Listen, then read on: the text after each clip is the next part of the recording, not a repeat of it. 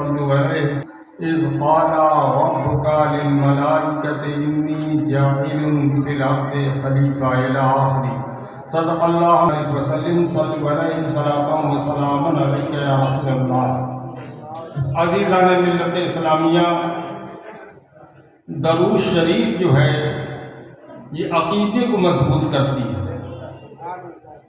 درود شریف پڑھنے سے عقیدہ مضبوط ہوا کرتا ہے، اور قاضی صاحب جب نکاح کرواتے ہیں تو نکاح میں 3 مرتبہ قبولیت کرواتے ہیں تاکہ عقد مضبوط ہو جائے۔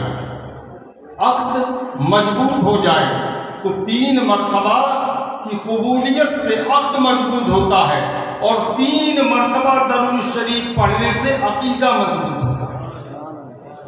اور جب دونوں چیزیں مضبوط ہوں گی، آپ کا عقد بھی مضبوط ہوگا اور آپ کا عقیدہ بھی مضبوط ہوگا، تو آپ کی زندگی میں 4 چاند لگ جائیں گے۔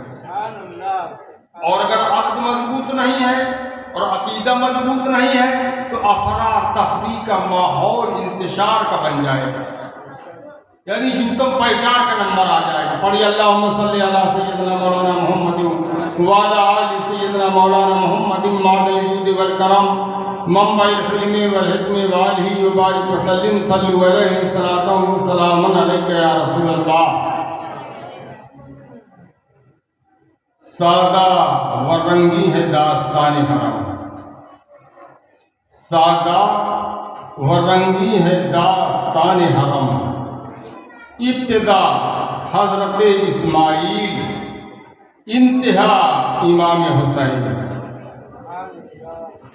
عزیزان ملت اسلامیہ،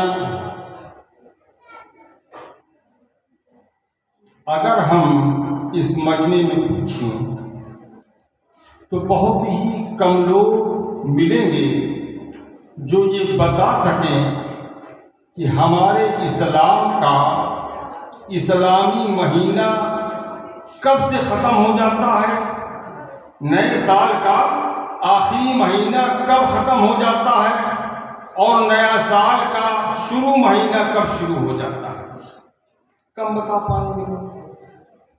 اس وجہ سے کہ دین کی انسیت جو ہے ہمارے اور آپ کے درمیان سے نکل، ایک وقت کی بھی نماز نہیں کر رہا۔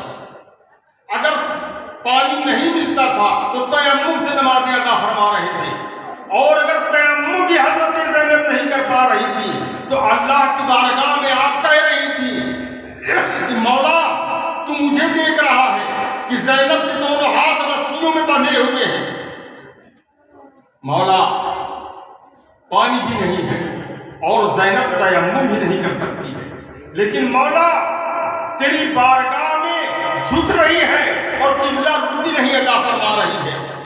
یہ حضرت زینب کے الفاظ تھے۔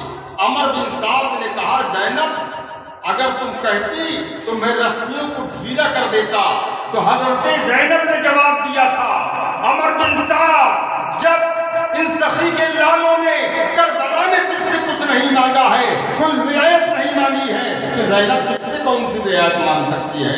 میں اپنے رب کی بارگاہ میں عرض کر رہی ہوں کہ مولا جو کچھ بھی ہے تو قبول فرما لے۔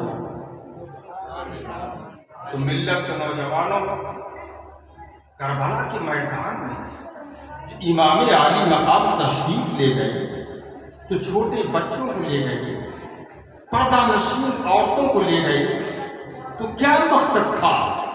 بیابان جنگل میں 1 مہینے کا سفر کرتے ہوئے امام کربلا کی سرزمین میں پہنچ رہے ہیں، تو کیا مقصد تھا؟ عورتوں کو لے جانے کا کیا مقصد تھا؟ بچوں کو لے جانے کا کیا مقصد تھا؟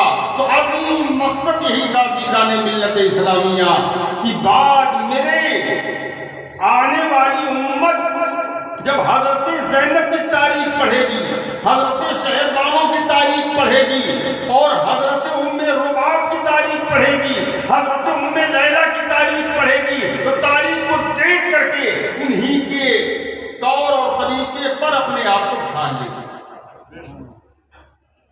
اس لیے لے گئے تھے، اور تفصیل کا وقت آج نہیں ہے، انشاءاللہ تفصیلیں کی جائیں گی، کیونکہ 10 روز کا بیان ہے انشاءاللہ العزیز پوری تفصیلیں آپ کے سامنے آ جائیں گی. پڑھیے اللہم صلی علی سیدنا مولانا محمد وعلی آل سیدنا مولانا محمد بارک وسلم صلی علیہ صلاۃ و سلام علیک یا رسول اللہ. تو یہ اسلام بات یہ چل رہی تھی کہ قربانی لے کر کے شروع ہوتا ہے اور قربانی لے کر کے ختم ہوتا ہے. تو بتانا مقصود یہ تھا تاریخ اسلام میں.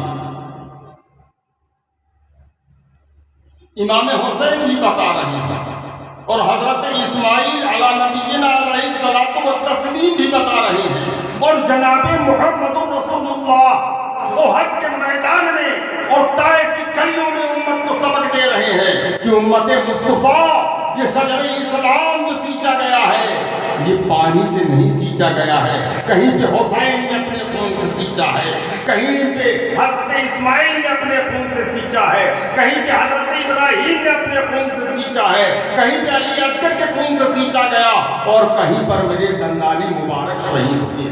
طائف کی گلیوں میں میرے پیروں پہ پتھروں کی بارش ہے. کہ شجر اسلام جو ہے اس کو ہم اپنے خونوں سے سینچ رہے ہیں. اے امت مسلمہ, اگر تم شجر اسلام کو ہرا اور بھرا دیکھنا چاہتے ہو اور چاہتے ہو کہ ہرا اور بھرا رہے اور اسی طریقے سے لہلہاتا رہے تو اس اسلام کے لیے قربانیاں پیش کرتے ہیں, قربانیاں پیش کرتے ہیں. علی حضرت اسماعیل جیسی قربانی اسلام آپ سے نہیں مانگ رہا ہے. حضرت امام علی مقام جیسی قربانی اسلام آپ سے نہیں مانگ رہا ہے. اسلام آپ سے تو صرف یہ مانگ رہا ہے کہ اے امت مسلمہ, الصلاۃ عماد الدین, نماز دین کا کھمبا ہے. تم سے اسلام یہ مانگ رہا ہے کہ اذان جب ہو تو تم نماز کی تیاریاں کر لو اور نماز ادا کر لو. اسلام تم سے صرف یہ مانگ رہا ہے کہ تم 5 وقت رب کی بارگاہ میں سر کو جھکا دینا اور 5 وقت جو ہے تم رب کی بارگاہ میں ہاتھوں کو اٹھا لینا. اسلام صرف آپ سے یہ قربانی مانگ رہا ہے. ویسی قربانی نہ تم دے پاؤ گے نہ اسلام آپ سے مانگ رہا ہے. صرف حسین نے تو آپ کو عبرت اور نصیحت اور تاریخ دیا تھا کہ امت مسلمہ, اگر تم پر ایسا وقت آ جائے, اگر اسلام پر ایسا وقت آ جائے تو جس طریقے سے علی اصغر قربان ہو رہے ہیں, جس طریقے سے علی اکبر قربان ہو رہے ہیں, جس طریقے سے زینب کی ردائیں چھینی جا رہی ہیں, اس طریقے سے تم سب کچھ قربان کر دینا اور اسلام کو بچا لینا. پڑھیے اللہم صلی علی سیدنا مولانا محمد وعلی آل سیدنا مولانا محمد مع الجود والکرم منبع الحلم والحکم وآلہ وبارک وسلم صلی علیہ صلاۃ و سلام علیک یا رسول اللہ. تو آج میری تقریر کا عنوان جو ہے خلیفہ اول, یعنی اللہ کا پہلا نائب. خلیفہ کے معنی ہوتے ہیں نائب, یعنی اللہ کا نائب.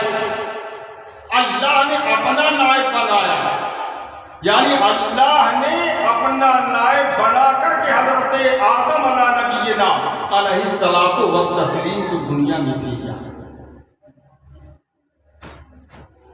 کس لیے بھیجا؟ کیا مقصد تھا اپنا نائب بنانے کا؟ کون سی وجوہ